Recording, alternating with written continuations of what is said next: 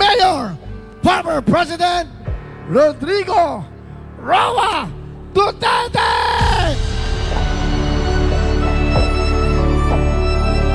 Lights, please, lights.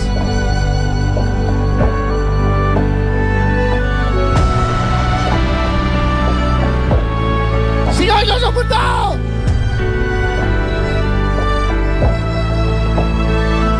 Ang nagmalasakit, nagmahal.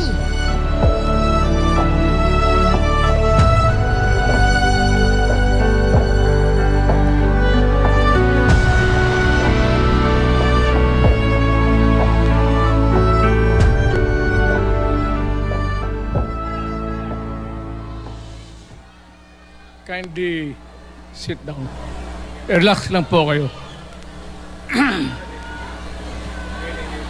Medyo paus ang boses ko. At pasensyahan ninyo ako. Maraming nasa utak ko. Papunta ako dito kung anong sasabihin ko. Puno kanina ang kaalaman ko. Ang problema, nung sumayaw yung magkakaroon dito,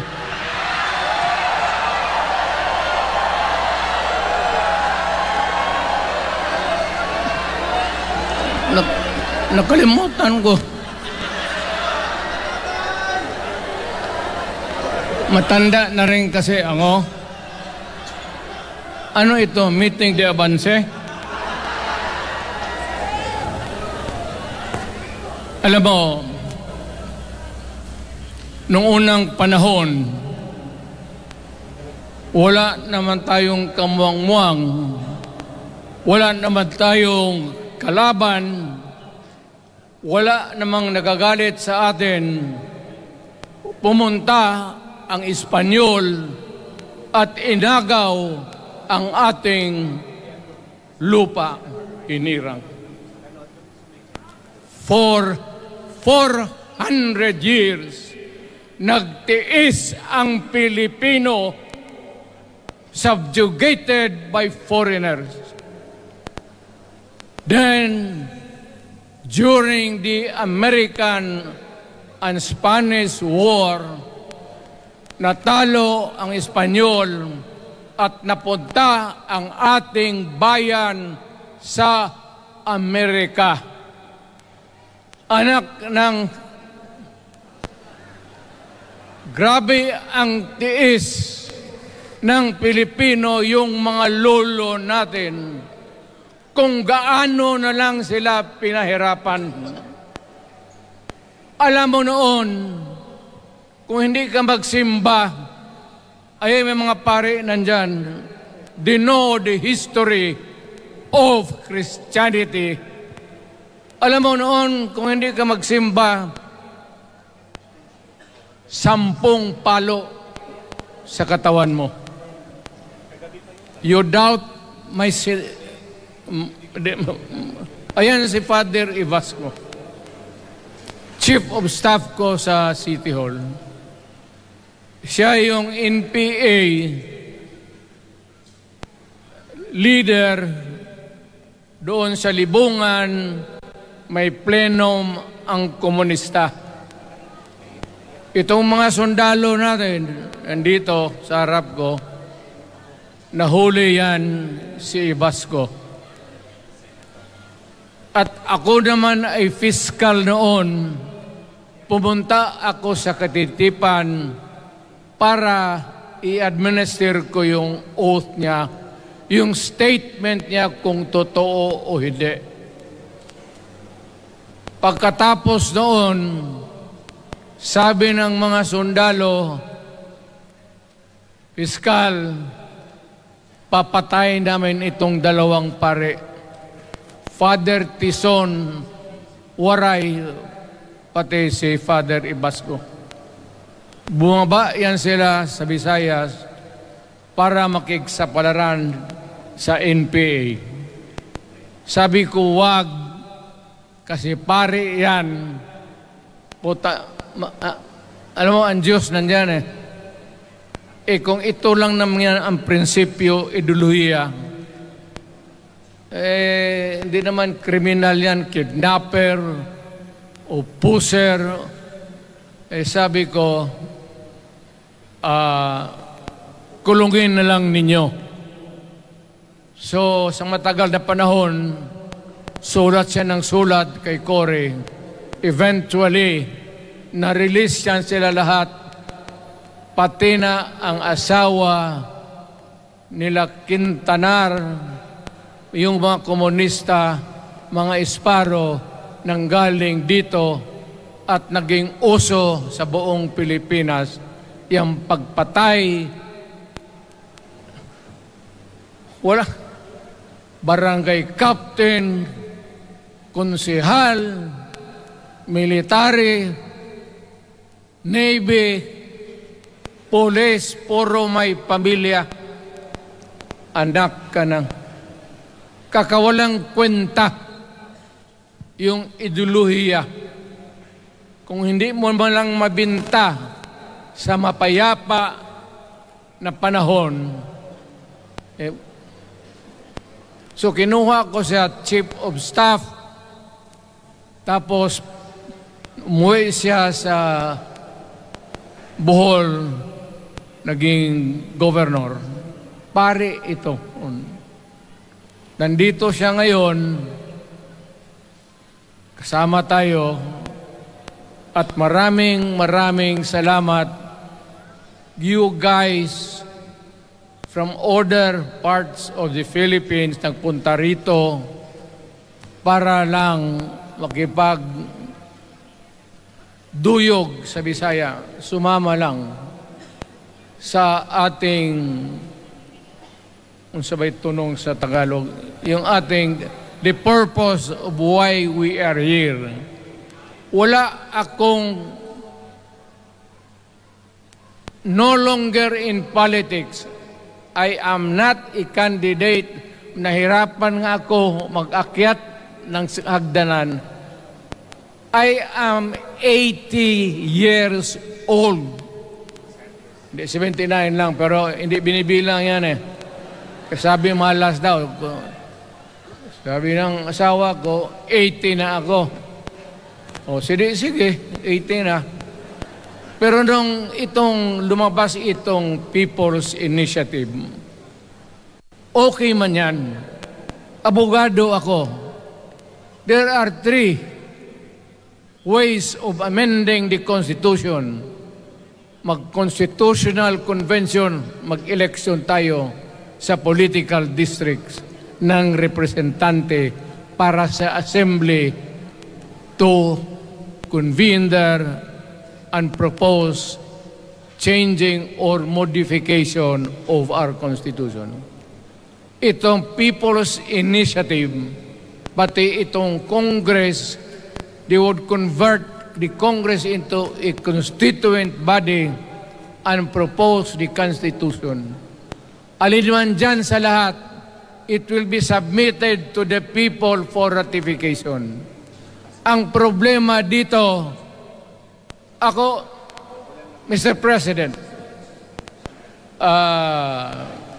Ma'am Lisa Araneta Marcos, hindi ninyo ako kalaban.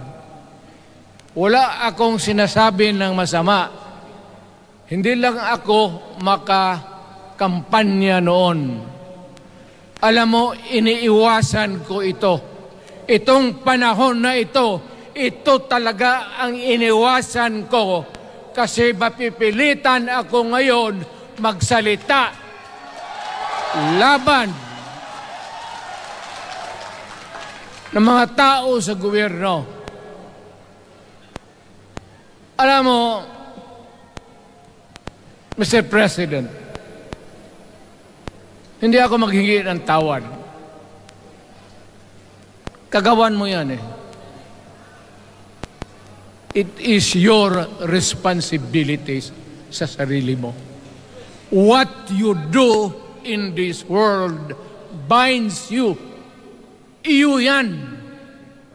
Huwag mong sisihin ang ibang tao kasi sarili mong utak at katawan yan. Nung ako'y mayor pinakitaan ako ng evidence ng PDEA. Doon sa listahan, nandoon yung pangalan mo. Ayaw kong sabihin yan kasi magkaibigan tayo. Kung hindi magkaibigan, magkakilala. Ikaw pumapasok kayo ng alanganin. Mr. President, baka susunod ka sa dinaanan ng tatay mo. Diyan ako takot. Ayaw ko mangyari sa iyo yan. Pabor lang, ako namang nagmamakaawa kasi it will divide the nation at madugo itong panahon na ito. Alam mo, Mr. President, sabihin ko maya sa tao kung ano ka. Noong unang panahon, hindi tayo puro Bisaya, nagkita-kita doon sa Luzon. There was a community of Filipinos. Galing Visayas, galing Ilonggo, galing Waray, galing Mindanao, galing Hulo, galing Lanao, Cebu, Samar, at Taas, Pampanga, Apare. Nagkita-kita yung mga minono natin. Kasi hinawakan tayo ng Espanyol, pati Amerikano. Nung dumating ang panahon na tayo'y nagkaharap na, sabi ng mga lolo natin, ano ang gawain natin sa bayan natin? Pwede ba tayong magbarangay-barangay lang o magkaisa tayo? Di na bale, iba-iba ang salita natin. It was agreed by the Filipinos then of all walks of life, Ma-Ilocano, Ma-Cebuano, mga taga Mindanao, they agreed to form a constitution. Alam mo, yung constitution parang bahayan sa tao. May poste. Sabi natin, magawa tayo ng magandang opisina where we can meet and talk about the destiny of this country. Doon, they agreed na may malaking bahay, may poste, mga malaking poste, at may mga muebles at kwarto, living rooms and all. Ang usapan na from time to time, lumalaki na ang bayan at magdagdag tayo ng mga opisina sa mga opisyal. Maganda yun. Bahay yun. Mga sahig, nandyan lahat. Lamesa, desks, chairs and everything. Wala tayong pinag-usapan na sirain yung bahay na yun. It was intended for posterity at inabot sa atin yung konstitusyon na yan. Although it was amended and modified, but it is still the fundamental law since 1935 hanggang ngayon. At what keeps in Ilocano, Bisaya, Waray, Moro, bakit tayo nagkaisa? Magkaiba ang salita natin, ang pagkain, iba. Ugali, iba. Bakit tayo andito ngayon? Dahil sa isang bahay. Yung bahay na yan, yung papel, the Constitution. Ngayon, ang Constitution is supposed to be a permanent thing. Ang batas na binigay ng Constitution sa Congress, sa lawmakers, they can make laws every day, modify, change it if they want, every week. Okay lang yan. Huwag ninyong pakialaman ang Constitution kasi yun ang bahay opisyal ng Pilipino. Anak ka ng... Bakit pumasok sa utak ninyo yung People's Initiative? Anong nakain ninyo? There's nothing wrong with the Constitution right now. The environment in the Philippines seems to be positive, okay. Wala namang problema. Araw-araw, nakikita tayo. Punta Maynila, marami akong kaibigan, mga brad ko, mga classmate ko. Okay ang buhay natin. But suddenly, nandito yung People's Initiative. Alam mo, sa umpisa pa lang, nagdududa na ako. Bakit? People's Initiative manggaling sa tao. Dapat yan galing sa mga purok at doon sa barangay at doon sa DILG, ipasa nila sa syudad, sa probinsya at sa national office. Dito mga congressman,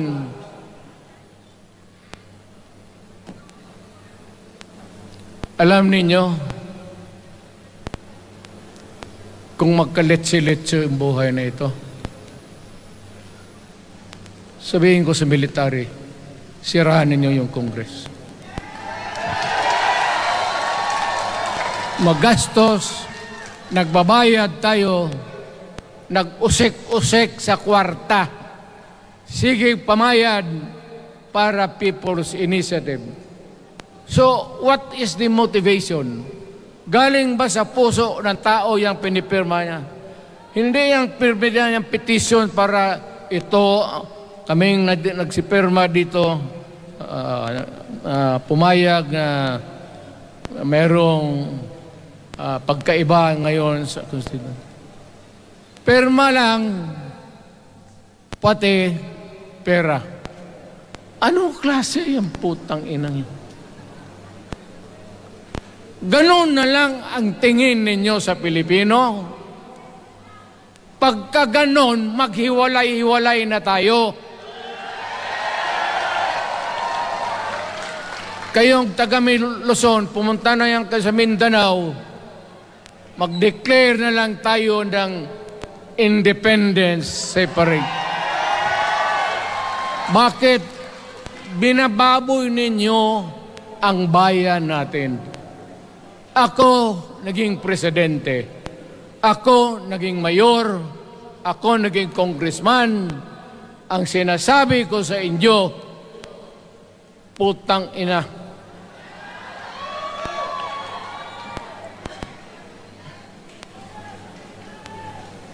Malinis to. Baka ihi mo ito ha.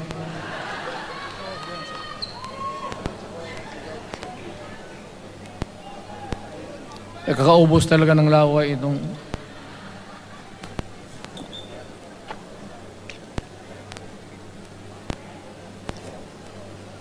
What do you expect the national government, particularly ang Malacanang? Anong gusto ninyong response? Niwala kayong mga seminar na ganon. You never educated the Filipino people.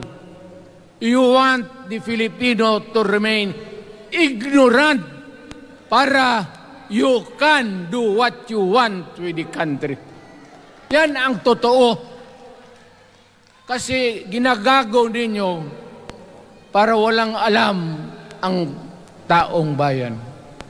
Well, kaming nakapag-aral, at may alam, kundi hindi katanggap-tanggap yung ginagawa ninyo. Sa umpisa pa lang, binibili na ninyo yung signature ng Pilipino. Yun ba ang People's Initiative? You know, national, provincial, city, munisipyo, then di barangay. Yan ang echelons ng power sa gobyerno. Hindi naman ninyo ginamit ang barangay at binigyan mo ng 20 milyones isa't isa sa kanilang mga congressman. At binibili ang Pilipino. Alam ninyo kung ano yan? Kaluluwa ang ninyo ang binibili ng taong bayan. Hindi ako papayag ng ganon. Nakapag-aral ako, hindi naman ako ignorante. Bakit ka mag-people's change? Ang problema ninyo, ganito. Hindi pa, pauna. Ang malas ng Pilipinas, every president, almost all, pag naupo na dyan sa Malacanang, walang ginagawa kung mag-isip ang mga putang ina kung paano pahabain ang termino nila. That's the problem. Bakit ganon kayo? Ang demokrasya may eleksyon. Para naman, tignan din nyo, Presidente Osmeña Bisaya, ang napaalaala ko pa, Garcia, Bisaya, then Magsaysay, Ilocano, then si Quirino, Ilocano. Ganon dapat. Ang election is a cleansing process. Gumagalaw yan, huwag mong pigilan. Ngayon, kung ikaw nandyan, naupo ka, you stop the process of governance, hintuin mo, kasi pahabain mo ang termino, gusto mo. Sabi ko nga sa iyo, Mr. President, kaibigan kita, Bingbong. Pag pinilit mo ito, lalabas ka ng Malacanang kagaya noong panahon na pinalayas kayo.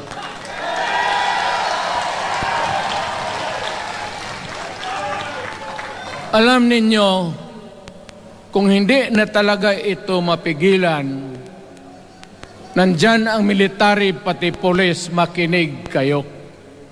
Pag-aralan ninyo kung ano yung pinapakain nila sa taong bayan. At pagka nakita ninyo kung ano ang mali, you correct it. Nasa inyong kamay na yan. Ganito yung plano. Presidential, tapos parliament. Ang presidential, lahat kayo, ako, ikaw, lahat, hanggang doon, nagboboto, direct vote to elect a president. Itong parliament, prime minister lang ang magboto, yung mga assembly who are the congressmen now. Putang ina ninyo, wala akong tiwala sa inyo. Wala kayong prinsipyo, bukang pera kayo lahat. Yan ang totoo. Kaya gusto ko, pag nagka-letse-letse nga pumasok ang military, palitan ninyo lahat. Arestuhin ninyo kasi nagsasayang ng pera at yung ginagastos nila is a fraud, swindling ang ginawa nila. You must account for the wasted money, for the money that you bought the signature of a Filipino. Bribery.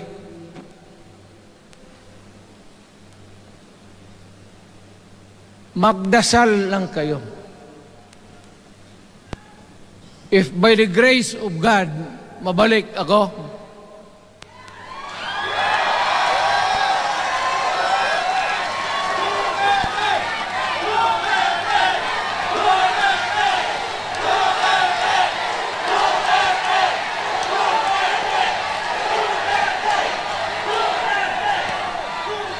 milagro lang naman yan, hindi ba yan totoo? Utang ina kung mabalik ako, arestuhin ko kayo lahat for the swindling of the Filipino people. You committed fraud. Pinagsayangan ninyo ang pera namin. People's Initiative does not involve buying the vote or the signature of the Filipino. Talagang mga wala kayong prinsipyo, mga putang ina ninyo. Yun naman, baski ano ka, diyan katagal ako, yan o. Yung sa likod ko, umupo ako diyan. Vice Mayor ako. Diyan, Mayor ako, pinakamatagal. Naging congressman ako. Presidente. Kayo,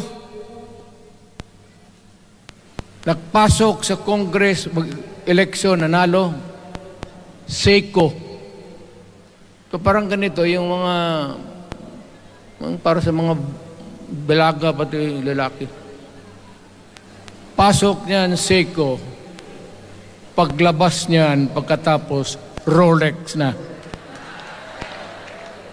Pumunta ng Malacanang, nakatamaraw, paglabas niyan, ng Mercedes-Benz. Busog kayo lahat.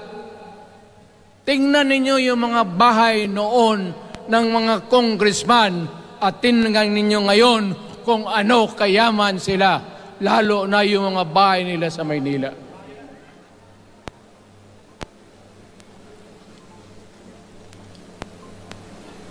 Wala kayong masabi sa akin. Alam mo bakit diretsahan ako magsalita? Ninipahat, wala ako. Paglabas ko sa Malacanang, lipad ako dito. Pumunta ako sa bahay ko para mag-retire.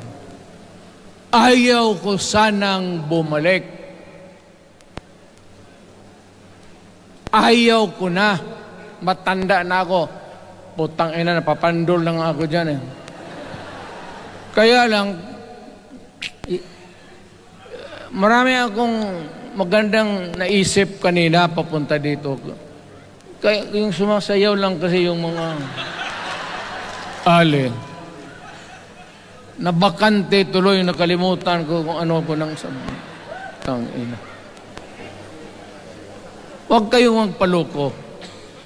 Alam mo, Parliament, ang ambisyon niyan, karamihan galing kay Lisa Marcos pati kay Romualdez.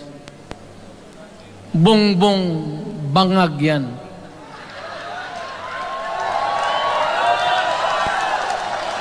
That's why sinasabi ko na sa inyo ngayon, si Bongbong Marcos bangag noon, ngayong presidente na bangag natin ang presidente.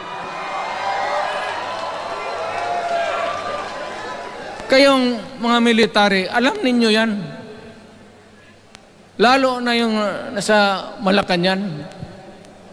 Alam ninyo. The Armed Forces of the Philippines, alam ninyo. May drug addict tayo na presidente. Putang inang yan. Ayun ang, bakit ako nagkaroon ng kaso ng ICC? Sabi nila, pinapagpatay ko raw yung mga drug pusher at drug addict. Mabutit na lang, wala na ako sa pwesto, baka kasali ka pa.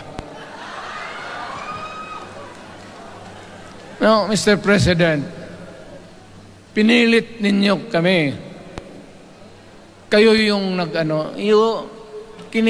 sa Bisaya, kinikitoy mo yung Pilipino. You are testing the waters, not even. You are, pushing to the limits ang pasensya ng Pilipino. Wag mong gawin yan. Wag mong gawin yan, wag mong ituluyan kaya magkagulo.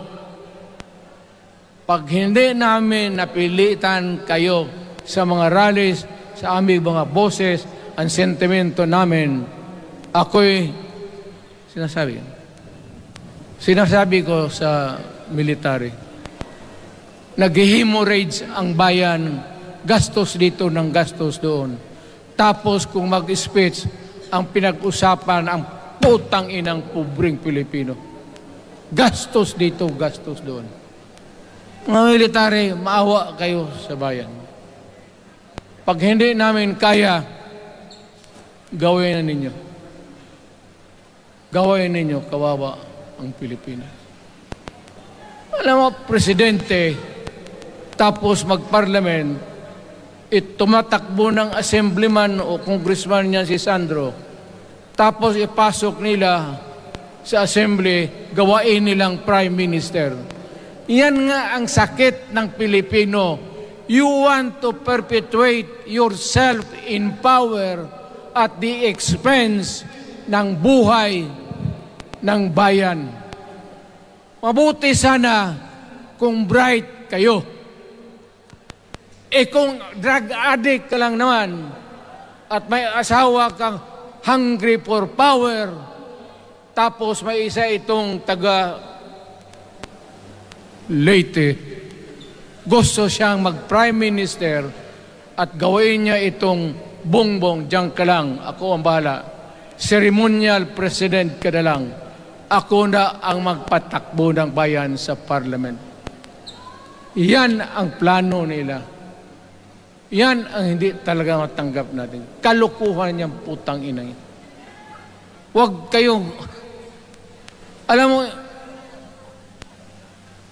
bakit ako makipag-away ng presidente? Marami siyang sundalo. Kaya natin, kayong pumalag, pero there is always a time for everything. May panahon na ikaw ay sikat. Sa ayaw mo at sa hindi, may panahon ka talagang bababa dyan sa Malacanang. Gaano katagal ka man to hang on to the power, that is for God to decide for the nation. Kami, patayin ninyo, wala na akong silbi. Tapos na ako, naging presidente na ako. Nakatikim na ako ng pag-upo ng silya dyan sa Malacanang. Ganoon na lang ang ang alaga ko sa bayan. Alam mo ba, tanungin mo yung lahat ng senador, magbisita sila, isang kanin, isang pork chop o isda, sabaw. Noong panahon ko, sabi ko, yan lang ang mapakain ko sa inyo.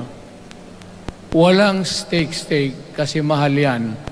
Hindi natin pera itong kinakain natin. Yan ang totoo. Magtanong kayo ng taga-Malacan dyan. Hindi ako nagpabibida. Sinabi ko lang, huwag ninyong kalimutan, Mr. President, ang delikadesa. Mahirap yan. Magkaroon tayo ng... Ngayon, wala naman, yun naman lang ang dapat lang pagkwentuhan natin. Huwag kayong pumayag dyan. Binabastos kayo. Alam bakit? Bakit nadalhin tayo sa parliament? Anak ka na. So pag doon, kontrolado na nila, pati yung anak na assured na maging... Yan nga ang mahirap eh. Lahat na maging presidente, ang pamilya nila walang inisip kung hindi paano titira dyan hanggang sa matapos ang panahon. May I remind you, itong election, papalit-palit ito. Para sa lahat, mayroong Ilocano, may Bicolano, may Bisaya. Hindi mo pwedeng suluhin yan. The election is a cleansing process. It does not, it's never the intention of the whoever wrote the Constitution na ikaw, isang Pilipino, taga-Paway, taga-Batangas, taga-Davao, ikaw, Rodrigo Duterte, nandiyan ka na, huwag ka nang umalis. It was not the intention of the lawmakers. Demokrasya tayo, Mr. President. Huwag mong kalimutan na isang term ka lang pagkatapos bababa ka na. Pag ayaw mong bumaba, utang ina magkagulo ang bayan, sabihin ko sa inyo. Ngayon, nakikinig kayong mga military. Gusto niyong iwasan ang dugo? Kayo lang ang makapigil nito. Putang ina, pigilan mo yung kalukuhan na yan. Pagka hindi itong rally na ito, it will multiply all over the Philippines and there will be trouble. Ako ang nauna kasi galit ako. Dumaan ako ng presidente. Not even for a minute did I think or was thinking of extending my term even for one day. Noong natapos ako sa araw na yon, bumaba ako, sumakay ako, lumipad ako dito sa Davao. Ikaw, Mr. President, hintayin mo yung 6 year, kalimutan mo na yung kay Romualdez, kasi yan ang magpahamak sa iyo. At maraming magagalit sa iyo, pati na ang militar. Kaya hindi na ako magtatagal. Yun lang ang dasal ko. Reject. Protect the Constitution. I am calling now the armed forces and the PNP. Protect the Constitution. Trabaho ninyo yan. Huwag ninyong kalimutan. Kami, inyong dapat, you should worry about the nation. The millions of Filipinos. Huwag kayong mag-isip lang ng isang pamilya. Putang ina. Ilagay ninyo sa utak ninyo yan. Bahala kayo. Balang araw, magsisihan. Pero kasi umuulan naman, hindi ulan. Hindi, shower lang yan doon sa Malacanang, ginagawa nila, pasirit doon.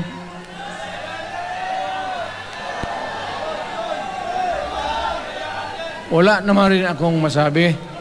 Kasi hindi man ito eleksyon. Nakafocus lang ako sa People's Initiative and the way that they are handling the process of the People's Initiative. Ang nangyayari ngayon, hindi yan People's Initiative, kung hindi buying the people for their signatures. Pag-umpisa pa lang, bayaran na. At maniwala ka ng konstitusyon, lalabas yan maganda, kung pira-pirahin lang tayo. Balang araw, wala na ako sa buhay. Maybe 10 years, 5 years from now. You might want to change some provision. Yung sabi nila, the usual excuse is economic provisions lang ang aming pakialaman. Putang ina, huwag kayong maniwala dyan sa mga yawa na yan. Puro kasi sinungaling ang mga ulol Alam mo, pag nagtawag ka ng Constitutional Convention through People's Initiative or when you open the Constitution, hindi mo pwedeng limitahan ang powers na yan. It's unlimited. Kung ano ang gawain nila at kung ano ang utos ng may pera, kung bayaran sila, ipagbili talaga tayo. Ipauhanin na lang ako, naghingi ako ng may mga congressman dito. Ito yung matitino. Nandito si Congressman Alvarez. Pumunta talaga siya. Hindi mo kasi niya ako hinayaya. Kapupunta sana ako ng Tagum. Para lang Ako galit talaga. Bakit po putang ina? Sige. Bakit? Bisaya pa makumutan ko na imong naong. Magharap ka sa akin, ganoon ko yung mukha mo. Bakit? Bakit bigyan mong problema ang Pilipino? Ano ang kasalanan ng Pilipino at gumagastos kayo, binibili milyon ng milyon, kayong mga congressman, putang ina, istapa yan. Swindling yan. Kaya sabi ko, by stroke of fate, nabalik ako dyan sa Malacanang. Kayong lahat, kagaya ng Marcelo, ng tatay mo, Bongbong, kayong lahat, congressman, nandoon kayo sa Krami. Ipasok kayo ng 2 taon para leksyon ninyo. Hindi ka maleksyon ng kalukuhan ninyo. Wala. Hindi pa nga naayos ang kati. Ano bang, what's wrong with the Constitution? Tell me. Kung hindi yung inyong ambisyon. The real purpose itong constitutional changes sa People's Initiative is really to perpetuate those who are in power. Yan na lang ang ganyan ninyo. Marami akong sabihin, maybe kung patayin nila ako, putukin yung eroplano, wala na tayong magawa. Ngayon, kung sino, alam mo na kung sino, yung sa Malacanang, yun ang aristuhin ninyo. Sila nag-umpisa ng kaguluhan ito. Ladies and gentlemen, I am very thankful na nandito kayo, mga Tagalog, Bisaya, at taga-Maynila. And I hope that we will continue to love our country. Magbigay sila na pera, tanggapin ninyo, pera ninyo yan. Hindi ba ninyo na sa isip ninyo, bigyan kayo ng 1,000, 100, tanggapin mo, pera ninyo yan. Pati yung sa bulsa nila, kinakain nila, at pinagbili ng bahay kung saan-saan, pera ninyo. So, make sure na bago kayo lumabas lang naman sa mundong ito, may panahon lahat, mamatay tayo. Mag-iwan kayo ng isang prinsipyo. Sabi ninyo sa mga anak ninyo, tinanggap ko yung pera kasi pera natin ito, ibili natin pagkain. Pero yung prinsipyo natin, huwag natin ipagbili. Yan ang iiwan mo sa mundong ito para sa mga anak ninyo. At yan ang dadalhin mo sa langit. Pagka sinabi ni San Pedro, anong nagawa mo? May ginawa ako para sa bayan. Tapos magsabi sa San Pedro, ano pa? Yung mga ibang bagay na ginawa mo, mga kasalanan, mga kabit, ganon. Sabihin mo kay San Pedro, San Pedro, nandito ako sa langit para makipag-isa sa Diyos. Pag hindi ka tumahimik, yung manok mo, hawakan ko, ilambos ko yan sa ulo mo. Putang ina ka. buksan mo yung puwertahan at papasok tayo, magkita-kita tayo sa langit. Lahat kayong hindi nabili, sigurado ako, langit kayo. Kaya basing anong kasalanan niyo, okay na yan. May guarantee na kayo yung passes. Mahalaga yan as a matter of principle. Prinsipyo sa tao. Maraming salamat po.